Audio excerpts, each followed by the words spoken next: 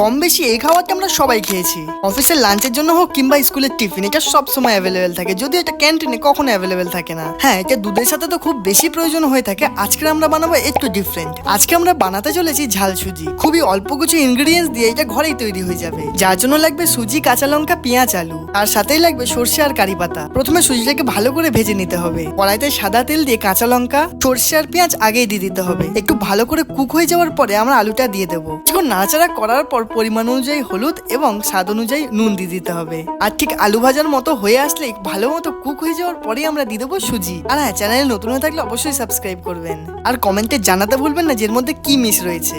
সুজিতে কিছুক্ষণ নাড়াচাড়া করার পরে গন্ধে আমার বোন চলে আসে। সত্যি বলতে কি, একটু নাড়াচাড়া করার পর এটা টোটালি তৈরি হয়ে যায়। এমনটা যদি ভেবে থাকেন তাহলে আপনি সব থেকে বড় ভুল করবেন। এটা নাড়াতে নাড়াতে আপনাকে একটু একটু করে জল দিয়ে দিতে হবে উপরে ছড়িয়ে।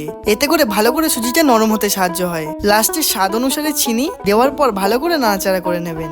ব্যাস, ফাইনাল লুক কিছুটা এরকম আসবে। আর আপনারা দেখেই বুঝতে পারছেন যে এটা খেতে কতটা সুস্বাদু হবে। আমি প্রথম বাইট নিয়ে বুঝে গেছি। সত্যি বলতে আমি আগেও ঝাল সুজি খেয়েছি, আজকের মতো ঝাল সুজিটা মনে একটু বেশি ভালো হয়েছিল। খুব সুস্বাদু এই ঝাল সুজির রেসিপিটা আপনাদের কেমন লাগলো জানাতে একদম ভুলবেন না। আজকের ব্লগটা এতটুকু, আবার দেখা হচ্ছে নতুন কোনো ব্লগে।